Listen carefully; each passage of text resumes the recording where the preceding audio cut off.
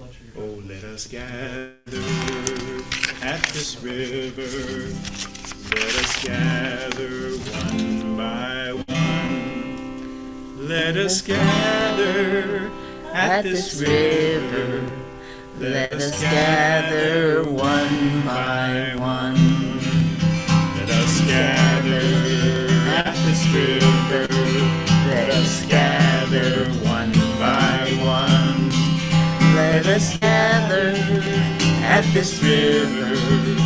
Let us gather one by one. Okay.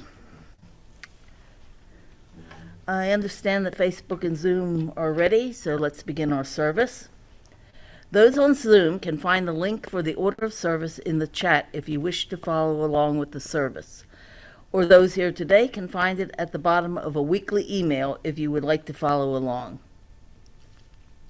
Welcome to our August multi-platform in-person and love stream service of the River of Grass Unitarian Universalist Congregation, where we have gathered partly in person here in this room together and partly online through Zoom and Facebook Live in order to keep us all connected and safe as the COVID pandemic transitions to endemic status.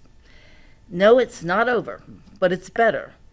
And even after such a long and harrowing time, here we are, still together, continuing to go and grow and flow the river way. I'm Bev Kaufman. You here in this room, we welcome you. You on Zoom or Facebook, we welcome you. However you made your way among us this morning, we welcome you. Let us pause together to enter into this time together as we connect again with one another, with the holy by any name, and the light of love within us all.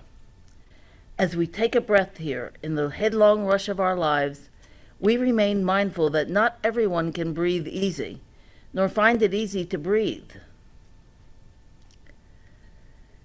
In this congregation, it is our mission to nurture our spirits, love intentionally, and create a just and healthy planet in our enduring search for truth, meaning, and faith. What we share here is not an unchanging dogma, but an affirmation that we are called to be agents of love and justice, and to build a world where everyone is cherished for who they are.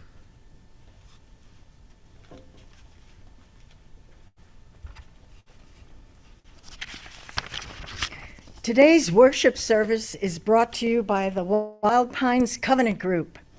What is a covenant group?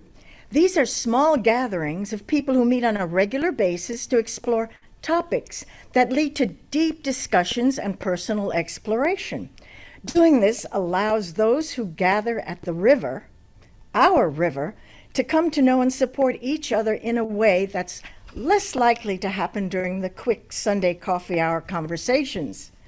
Most of our covenant groups will be resuming their meetings next month. And if you are interested in joining a covenant group or getting more information about them, please email sharedministry@riverofgrass.org.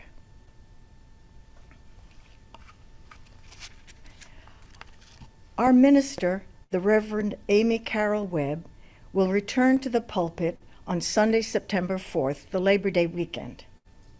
And our service theme today is New Beginnings. Is the term New Beginnings redundant?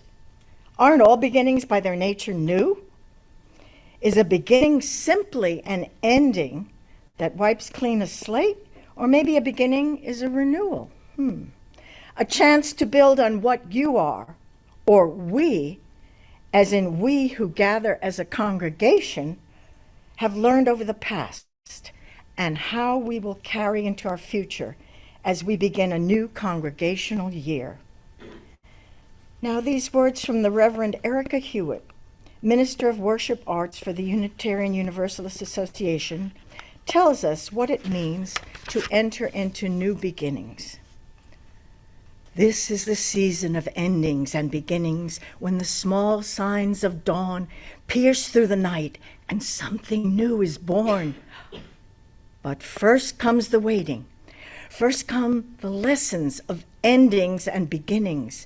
The presence of life, the sheltering spirit of love, grieves with those sweeping up the debris of loss, waits with those who restlessly reach out for change, grants us courage in the night to guard each other's dreams for this holy, wondrous universe.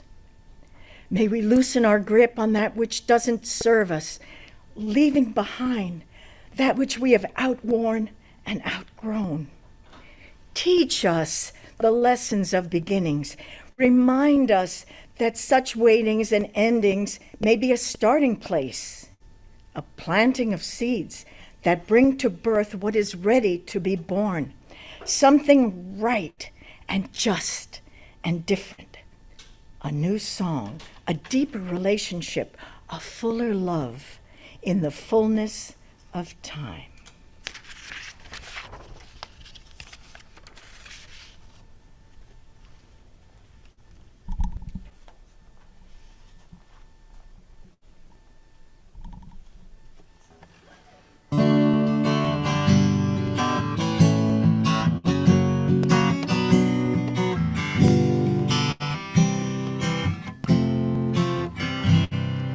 Morning has broken like the first morning.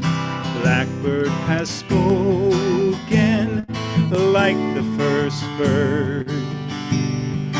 Praise for the singing, praise for the morning, praise for them springing fresh from the world.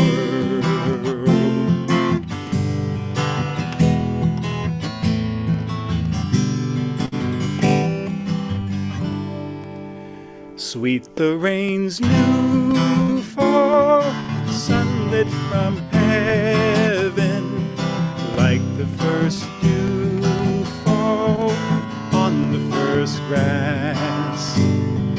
Praise for the sweetness of the wet garden, sprung in completeness where his feet pass.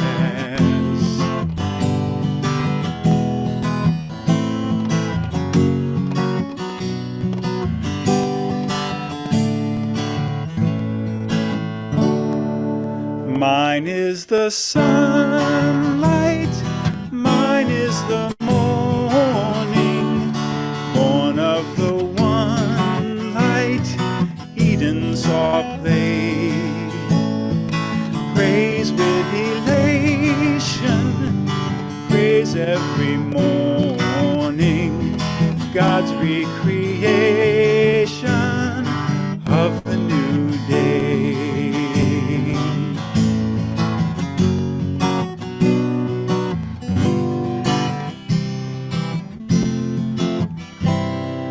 Morning has broken like the first morning.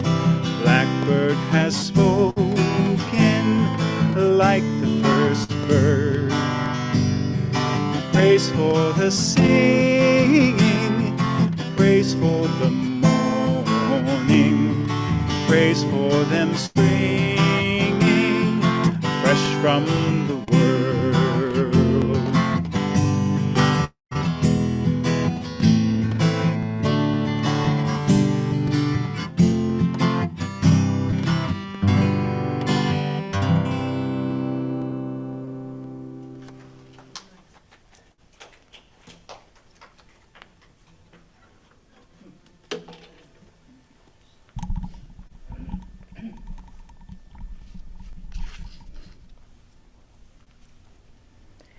The flaming chalice is a symbol of our Unitarian Universalist tradition, a beacon of religious liberty shining through generations, now ours to hold high.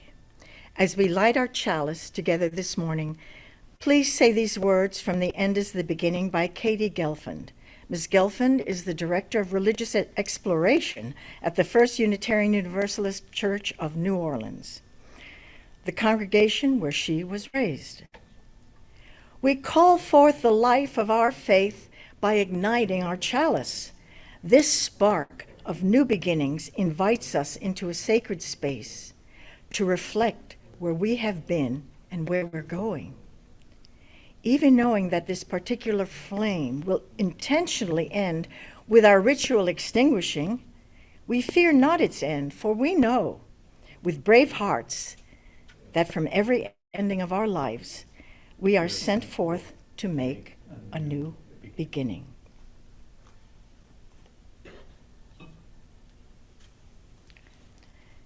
And in the light of love, let us renew our covenant as we say together, love is the spirit of this congregation, and service is its law. This is our great covenant, to dwell together in peace, to seek the truth in love, and to help one another. And in español, el amor es el espíritu de esta congregación y el servicio su ley principal. Esta es nuestra gran promesa, vivir juntos en paz, buscar la verdad a través del amor y ayudarnos mutuamente.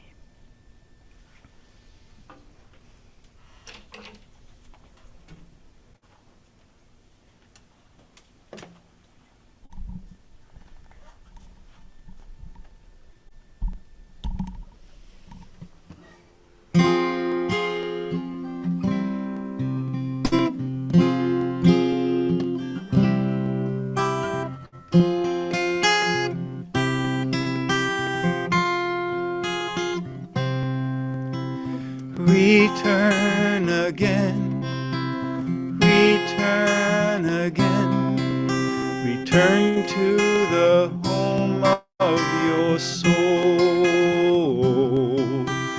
Return again, return again, return to the home of your soul. Return to who you are, return to where you are, return to what you are, reborn and reborn again. Return again, return again, return to the home of your soul.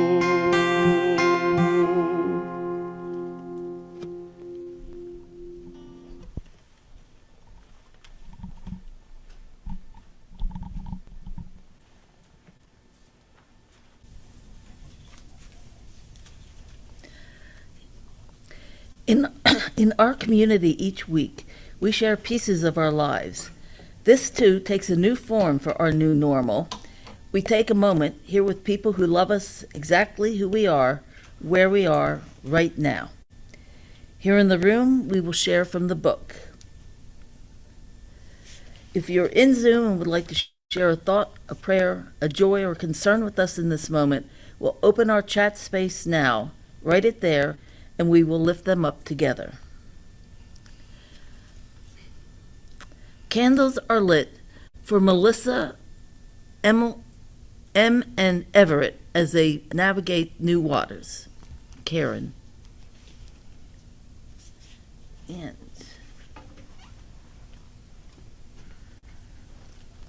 okay.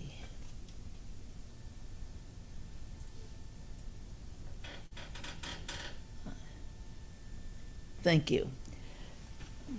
Susan Juncosa writes, love to Melissa, M, and Everett.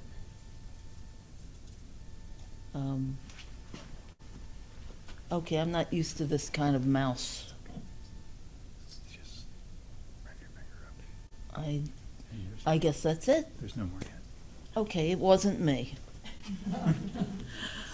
All right. Huh?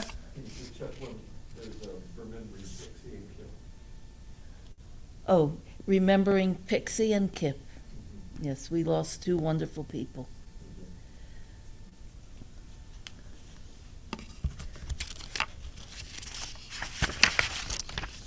As William James wrote, we are like islands in the sea, separate on the surface but connected in the deep. Let us share a moment of silent reflection connecting us to all who are in need.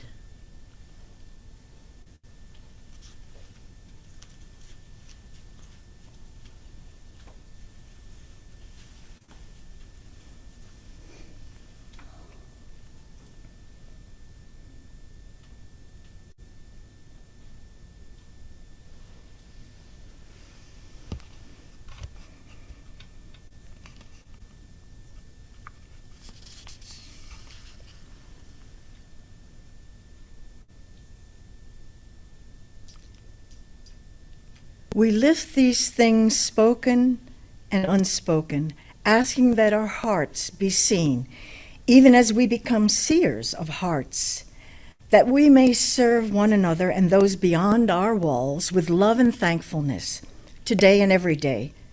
Amen, amen, amin, aho, ashe, namaste. Blessed be, and so it is. Now, we have some young'uns here. If you'd like to come up and listen to the story, you are most welcome. I'm going to move around here. Come on up.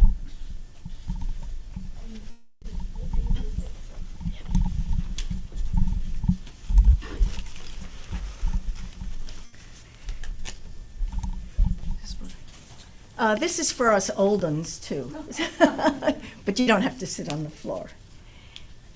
Starting Over by Judah C. Campbell. Everyone thought Tony was happy about moving up to middle school this year, but he wasn't. Ooh, he tried to pretend he was happy and excited, he even teased his cousin Rachel, who'd still be going to elementary school. Even he moved to the regional middle school across town. But Tony was really terrified. Everything at middle school would be new. Sure, his whole class was going, but they'd be in different classes. After 6 years of going to school with the same kids, he had to start all over. Some of those middle school kids were huge. He remembered his visit to school last year. Oh, my God, some of the kids wore baggy pants that dragged on the ground. Others were dressed all in black. He didn't know what he should wear on that first day. What if he wore the wrong thing, got lost, they made fun of him, or a teacher yelled at him?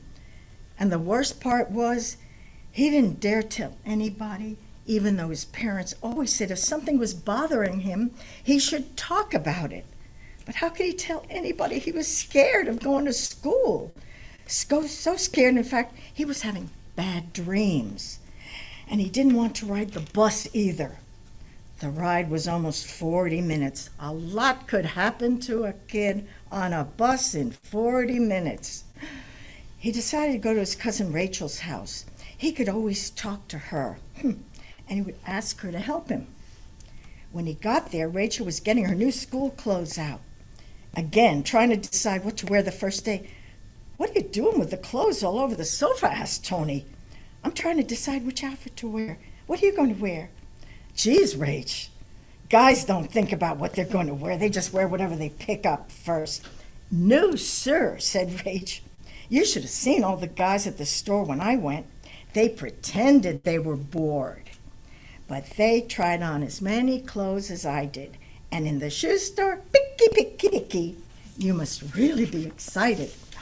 Middle school's so cool. You move around to different classes, meet new kids. They even have dances. I can't wait to go next year. My friend Julie's brother started there last year. She says he's having a ball." Oh, wow.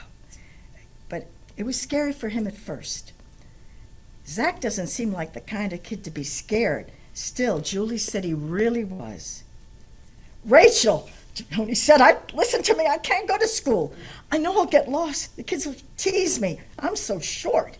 I need your help. Instead of going on the bus, I'll hide in the bushes. Then I'll hang out in your garage all day and go home later. No one will ever know." "You can't do that," sputtered Rachel. "You have to go to school. Kids go to school. You have to." "Not me. I've heard stories how they pick on kids." "Tony," said Rachel. Now, she was beginning to understand. Lots of kids are scared the first day. They feel smaller than everyone else. They're afraid of getting lost. But how are you supposed to know something if no one tells you or shows you? Then a smile spread across Rachel's face. I have a great idea. My friend Julie's coming over tomorrow. What if I ask her to bring her brother Zach? And while Julie and I are figuring out what to wear, Zach could tell you about middle school. Well, maybe, but don't tell him I don't want to go, just that I will want to know something about what the kids wear and stuff, so I won't look different or anything, Tony said. Well, the next day, Julie and Zach came over, and the girls went upstairs. Tony turned to look at Zach. He had really thick eyeglasses and very curly red hair. Ooh. Zach's hair was just like his, only bright orange red, and he was even shorter than Tony. So you're starting middle school next week, said Zach. I kind of kept my head down at first, thinking kids would pick on me. And I guess they kind of looked at me funny and laughed sometimes, but so what? Happens to everybody. Just act like I didn't hear it. They stopped after they heard me play the old piano in the cafeteria. Let's face it, Zach said. You can spot this hair a mile off. I used to hate it. Thought I was wearing a hat the first day, but what the heck? It's hair. My dad's losing his and tells me I'm lucky to have so much. Tony smiled. Zach talked as much and as fast as his cousin. Maybe Zach could help. What bus do you take? Tony asked. Are the kids mean? Zach laughed. I take the same bus as you. Some kids are nice, some are jerks.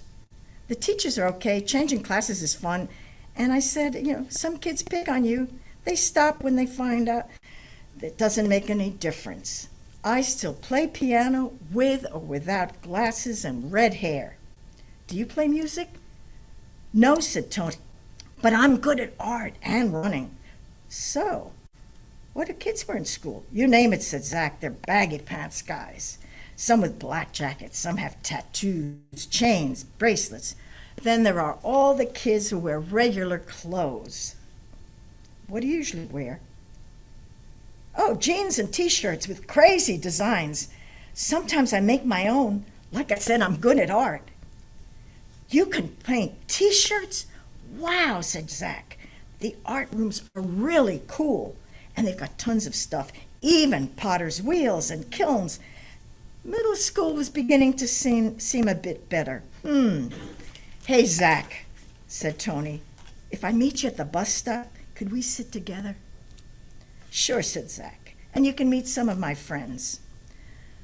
Just then, Julie and Rachel burst in the room. What have you been talking about?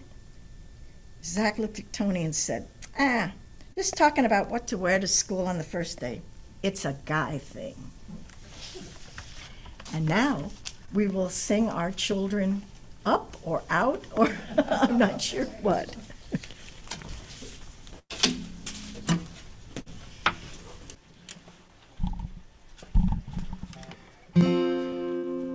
We love you and bless you and send you on your way.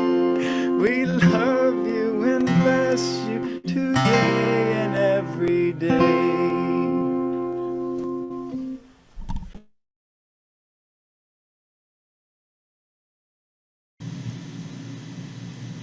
Good morning. My name is Diane Lade, and I am a co-facilitator of the Wild Pines Covenant Group, and we are putting together this worship service for you today. I am going to be offering some of my thoughts on our worship theme this morning, which is New Beginnings. Chapter 1. She is an unremarkable young woman, raised in middle-class white suburbia. She goes to college because her parents think she should, and she marries shortly after graduation for the same reason. Her husband is talented and charismatic, and they soon buy a cute starter home in the place they moved to right after college because the husband gets a great job there. And in 2 years, the talented husband says he's leaving their marriage and the cute house, and does so. The unremarkable young woman, feeling like she's watching from a distance as her life unspools, doesn't even have a credit card to her own name. She keeps telling her parents when they call that the husband is at work or at the grocery store, or whatever lie she can make up because she can't bear to admit the truth. One day, she looks out at the backyard that her husband had so diligently tended, and she realizes that more time has gone by while she's been alone than she realized. The grass is taking over. So she hauls the lawnmower out of the garage and, trying to remember how her talented husband had started it, she pulls on the cord that she thinks is connected to the ignition, and nothing. Maybe if she pulled harder. She pulls. Nothing. She jiggled the thing on the lawnmower handle, and she kept pulling and pulling, and nothing. And then she sat down on the lash grass and wept, crying for her own failures and mourning lost dreams, while the dog that she had shared with her husband ran in confused circles around her. She cried for a long time, until finally, exhausted, she stopped and looked around her. The grass was still growing. The lawnmower still sat silent. And the unremarkable young woman thought, well, this grass ain't gonna cut itself. The stories of new beginnings are those probably the nearest to our human hearts. They are the story of you, of me, of us. They are the stories of sports teams, of governments and nations, of nature itself. Just when the caterpillar thought the world was over, the saying goes, it became a butterfly. New beginnings often start with a crisis or a sudden seismic shift in the plot lines of our lives or larger histories, but not always. Some of these stories start with a journey taken by choice or an unexpected opportunity that fulfills a promise. New beginnings can lead to many things, ranging from joyous, happy endings to a grudging acceptance of change. But they all start with chapter 1. It is the terror, and I do mean terror, of the blank page. I spent my entire career as a journalist, and I can tell you there is nothing more paralyzing than staring into that abyss of a blank sheet of white typing paper, or today what would be an empty computer screen, and thinking, what now? Chapter 1 can be such a roadblock that one writing coach at the newspaper where I work suggested if you can't make yourself write the beginning of your story, just start writing. Write something, anything. Start where you think might be in the middle, he said. Or who knows, start at what might be the end. The point is, if you keep writing, the coach said, eventually you'll stumble across the beginning. It just might not be where you thought it would be. Nancy Strauss, who is the founder of the online writing course website Creative Writing Now, has a blog post titled How to Write Great Story Beginnings. To me, what Strauss says sounds a lot like how you build your own new beginnings, not just in words, but in reality. Don't let the importance of your story beginning intimidate you or make it hard to start, Strauss says. Some freeze up at the sight of the blank page. They feel everything has to be perfect right away. It doesn't. And Strauss says if those rough drafts ultimately lead you to craft a different story than the one you started to tell, ask yourself, which version works? The one you started out creating or the one you ended up with? Maybe some of you already realize that I am the unremarkable young woman then and now at the beginning of what I've been sharing with you. What I recounted was my first chapter 1, the one that led me to my first New Beginnings. I've had several chapter 1s and New Beginnings since, and I hope to have a few more before I reach the final chapter. But let me share one other story, one story that connects with my own. Chapter 1. They are a people who come together through a shared vision of justice, equality, and kindness. They believe they can spread this vision beyond their beloved community, and the world will be a better place for their efforts. Even though they don't have a building or a lot of money or the other kind of things that vision spreaders sometimes have, the people of this beloved community make up for that with their determination and creativity. They find spiritual leaders to inspire and guide them. Yes, there are ups, there are downs, but hope, love, and joy always see them through. Yet, hard times come. Eager plans fade. A contagion sweeps through the land, and the beloved community can no longer safely meet in person. Some of what has bound them in the past is no longer available to them at this time. Some people drift away.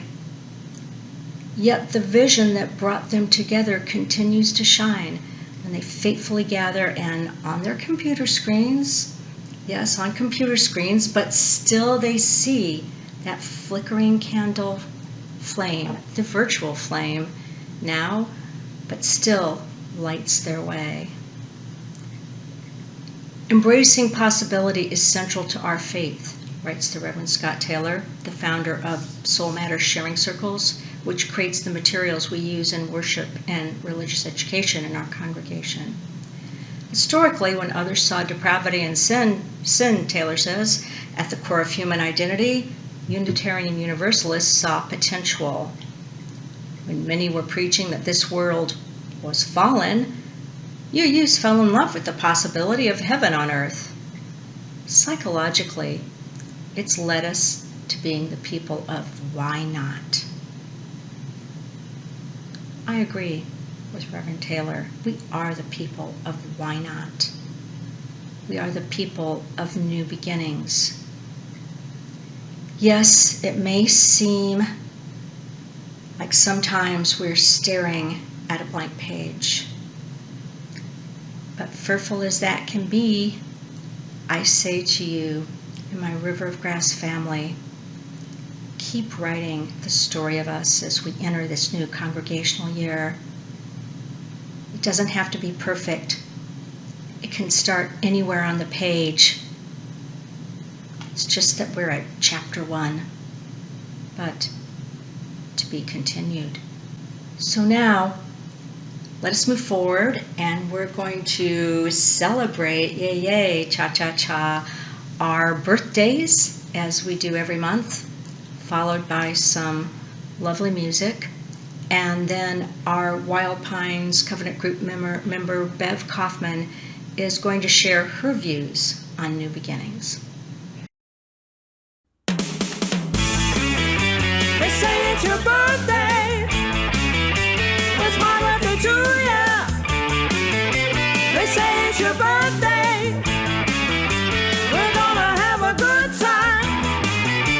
I'm glad it's your birthday.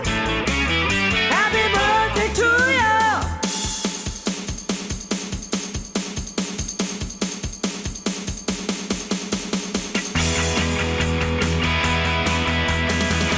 Yes, we're going to a party, party.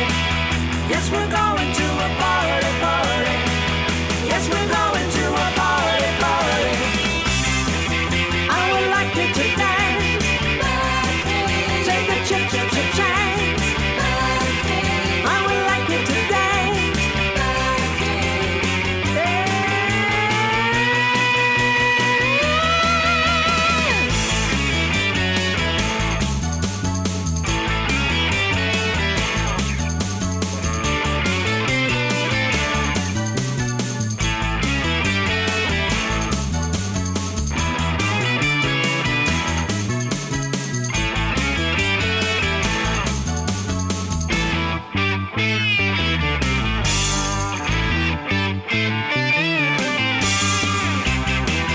I would like you to dance.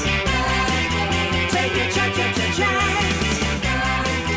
I would like you to dance.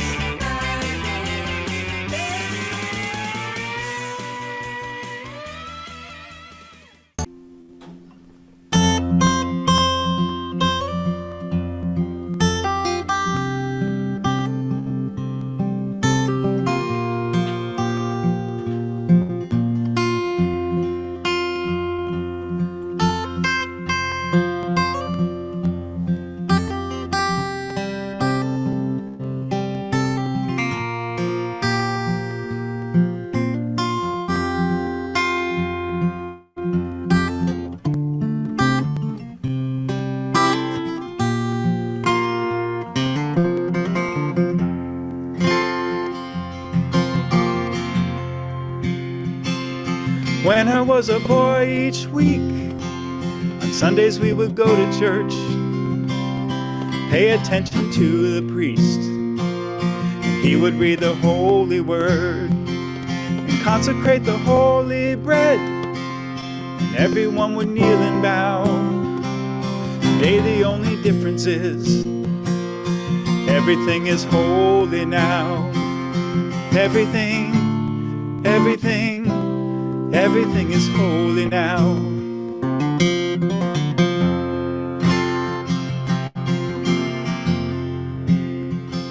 When we would go to Sunday school, we would learn about the time Moses split the sea in two, and Jesus made the water wine. I remember feeling sad that miracles don't happen still, but now I can't keep track, 'cause everything's a miracle.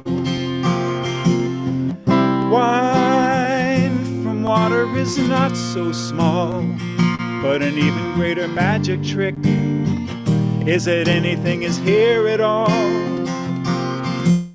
So the challenging thing becomes not to look for miracles, but finding where there isn't one. When holy water was rare at best, it barely wet my fingertips, but now I have to hold my breath like I'm swimming in the sea of it.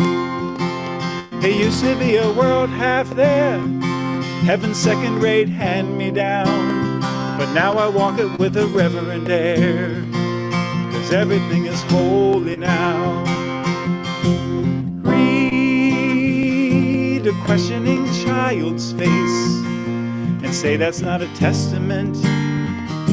Well, that'd be very hard to say. See another new morning come and say that's not a sacrament. I tell you that it can't be done. This morning outside I stood and saw a little red-winged bird shining like a burning bush, singing like a scripture verse.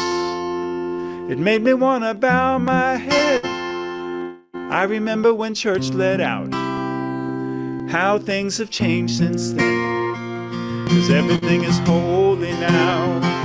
There used to be a world half there, heaven second rate, hand me down. Now I walk it with a reverent air, 'cause everything is holy now.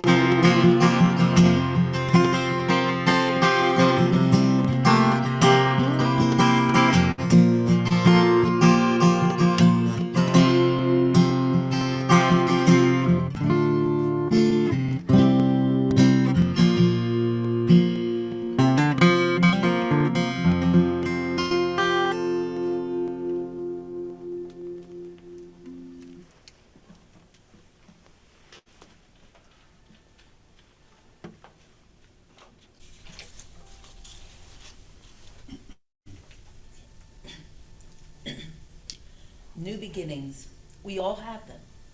In a way, each new day can be a new beginning. A chance to turn the page, start afresh, not make the same mistakes you made the day before. But today I'm thinking about the more dramatic kinds that shout out that this is a new chapter in the book of your life, complete with chapter heading and maybe one of those illustrations that the old-fashioned books used to have. I've had a lot of new chapters in my 72 years. The day I opened a letter telling me I'd won a $1,000 scholarship at a time when the most I had to hope for was a job at the diner. The day I drove to Trenton, New Jersey to start adulthood with my first full-time job. The day I loaded all my belongings into a U-Haul to start a new life with my boyfriend in Florida. The day I returned from the memorial service and determined that somehow I'm going to make it alone. And finally, the day I walked into River of Grass right after 9/11 because I found I couldn't make it alone after all. I'm still in the early pages of my latest new beginning. 2 years ago, my clunker of a car left me stranded less than 2 weeks after I had it in the garage for the same complaint. I'd already been warned it was on its last wheels, and I knew I could probably get a decent used one for under $10,000. So I sat at my desk doing the math. Car payments were the biggies, but also an increase in insurance and the likelihood that the next one would be a gas guzzler. That money had to come out of somewhere. I would be back to pinching pennies, choosing between milk or eggs instead of splurging on brie, eating out only once a month if I'm lucky, maybe even sinking into credit card debt. Or I could choose the solution that was already sitting in my living room and my garage. A bicycle for getting me just about anywhere I wanted to go, and a tricycle for hauling groceries and laundry. Yes, I had mused about such a plan in the past, but always from the safe distance of years in the future. I'd babied this car. It wasn't supposed to die on me this soon. So I could switch to pedal power. And there was always public transportation. I bought my first senior citizen bus pass as soon as I retired so I could use the car less. I was already accustomed to the occasional floor shows put on by some of the characters who ride the bus. This should be nothing new. The more I thought about it, the more doable it seemed, and also the more desirable. For years, I'd been doing the Cassandra Act on climate change, urging everyone to cut their fuel consumption, drive at 55, carpool when possible, travel only when you really need to go someplace. Now I had a chance to put my lack of money where my mouth is. It's still a new enough lifestyle to seem like an adventure instead of just same old, same old. Every night I checked the weather forecast to see which way the wind would be blowing and how fast, to determine which route would give me the longest, speediest ride and which bus could pick me and the bike up when I'm ready to come home and don't want to fight a headwind. If I have a particular place to be, like the dentist, I plot a course and time schedule that will get me there in plenty of time. Long distance is more difficult, but Amtrak rates are reasonable. The seat's much more comfortable than any airplane I've ever flown, and there's a bus route practically from my door to the station. Pedal power is not for everyone. I could never have done this while I was still working. One of the demands of the job was to have a car so I could visit clients and pick up supplies. For someone who's got a family instead of cats, this would be impossible. There's always the weather to consider. It rains in Florida. Just as I have to carry a water bottle to keep from dying of heat stroke, I usually take along one of those scrunchable raincoats in case it pours, as well as a plastic bag to keep my stuff from getting soaked. If the goal is just a pleasure ride and rain seems more than likely, I find something at home to please me. And if there's someplace I have to be, I just do it. No big deal. The cats do not enjoy their once-a-year trip to the vet riding in the tricycle basket. But they didn't enjoy the car ride either. The only difference is that now the entire neighborhood gets to hear them complain about what a terrible mother I am. And, of course, you can always count on the occasional flat tire. Still, it's been great.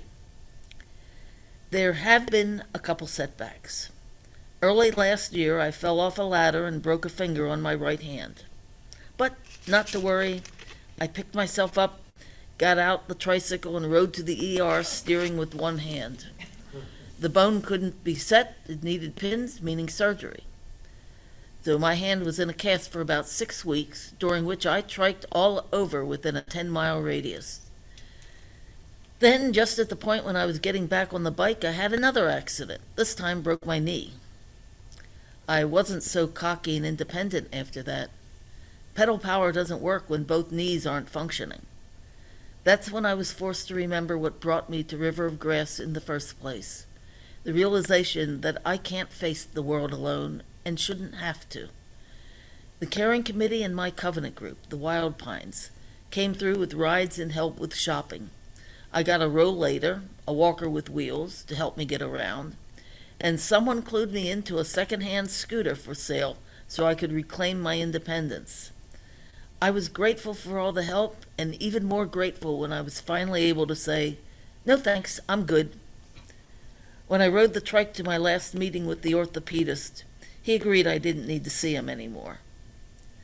I'm back to enjoying life without a car, but I've hung on to the scooter and the rollator. You never know when you'll be facing a new beginning.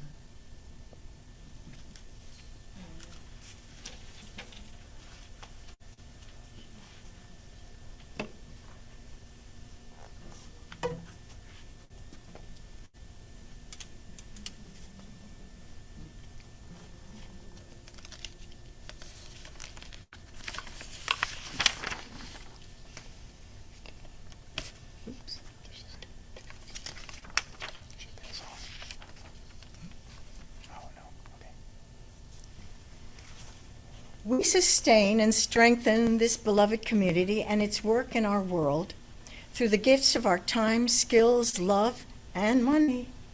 Each Sunday, half of our undesignated offerings go to LifeNet for Families, which provides meals, clothing, and support for those in need here in Broward County. The other half supports our mission and ministry at River of Grass.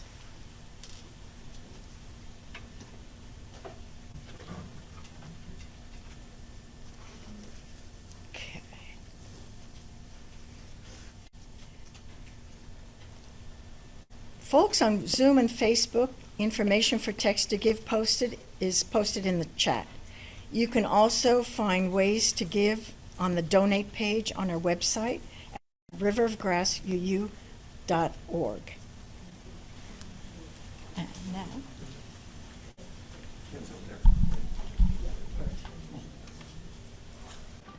open your pocketbooks.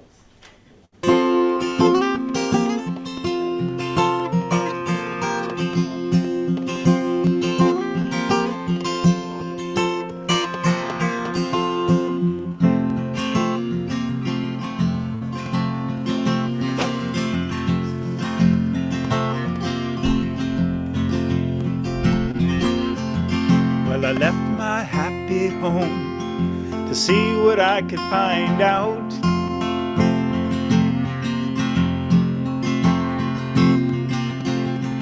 I left my folk and friends, the aim to clear my mind out.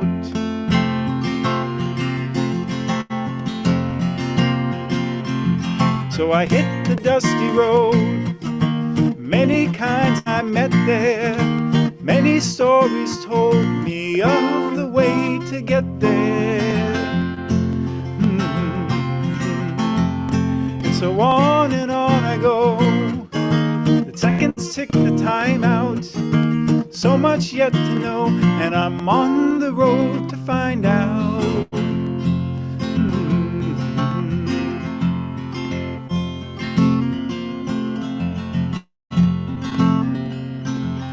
And in the end I'll know, but on the way I wonder.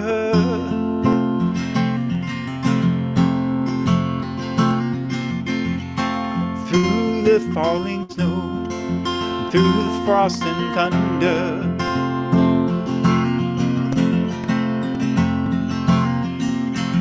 well, I listen to the wind come howl, telling me I have to hurry.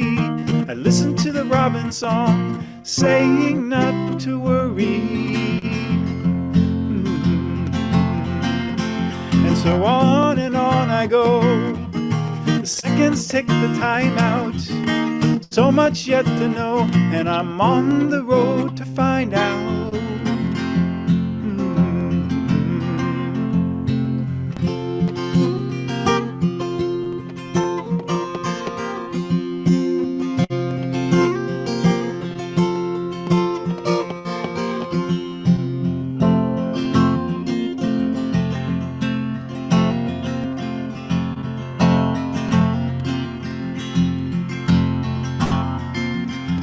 Well, I found myself alone, hoping someone would miss me.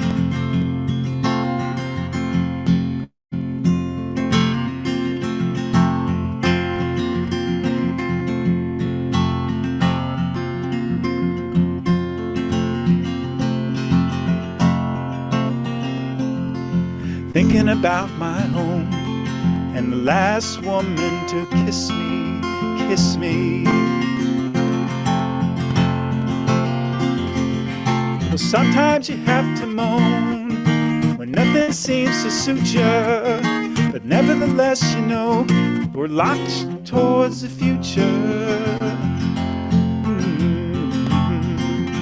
And so on and on you go.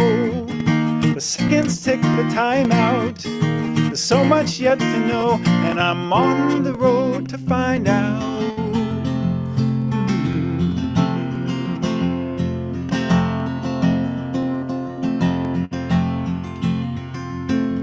Well, I found my head one day when I wasn't even trying.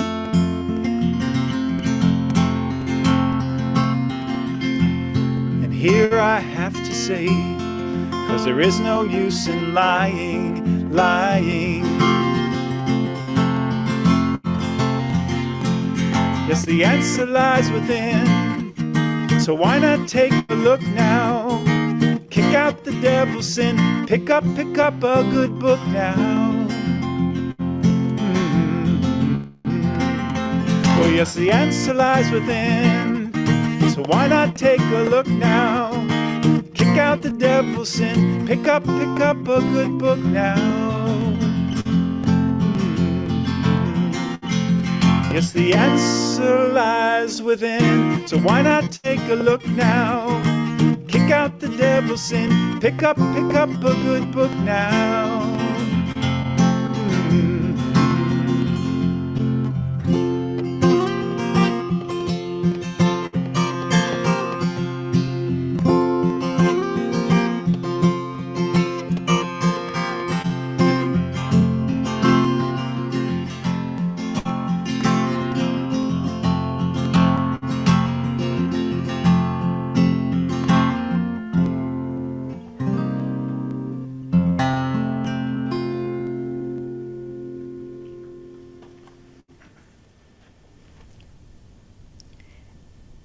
At River of Grass,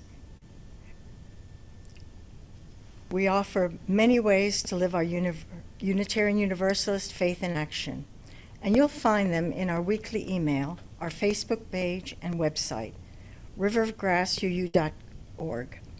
Here are some upcoming opportunities to fulfill the mission and vision of this congregation and other announcements for the life of this beloved community. Here are some things you should be aware of for today.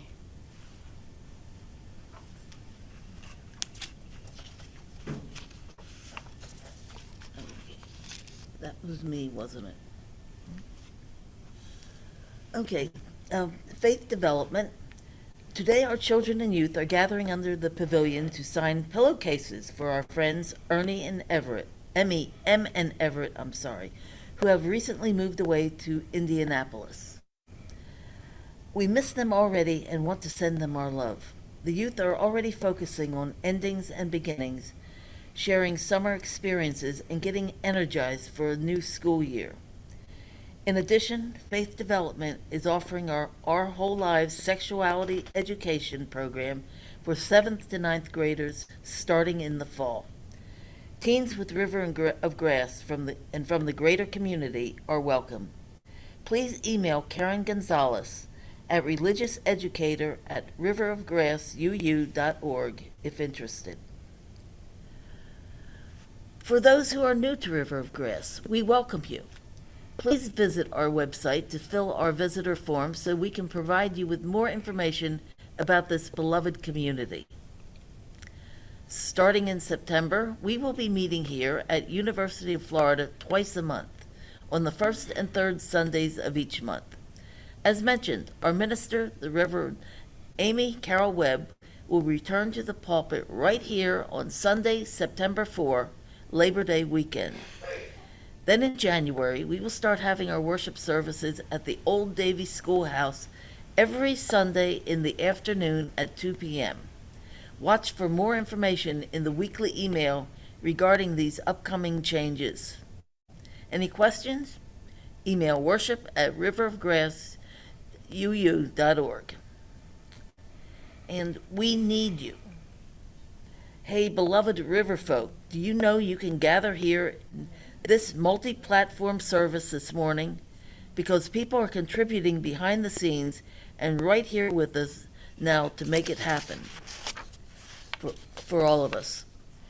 And you could be a member of this vital team, as River of Grass has much needed positions open for Sunday service, like tech runner, which takes about 2 hours a month, and host scheduler, which takes only about 1 hour a month. We know you hear Sunday service position and think, that must be a huge commitment. But really, it's a really manageable size commitment with huge impact on the well-being of our congregation and its community. Got a question or idea? Contact worship co-chairs Rita Cherubini and Tanya Gustafson at worship@riverofgrassuu.org. As we depart this place, that's you. Sorry. Moi? Okay. As we depart this place, let us remember these words.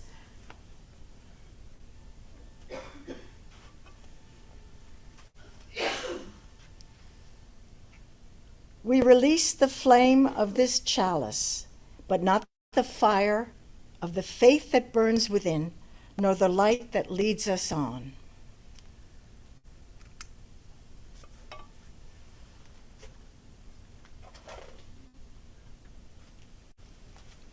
In these changing times, let us be all the more vigilant to hold before us a vision of the world transformed, and dare to transform ourselves to make it so. Until we meet again, shine on. And I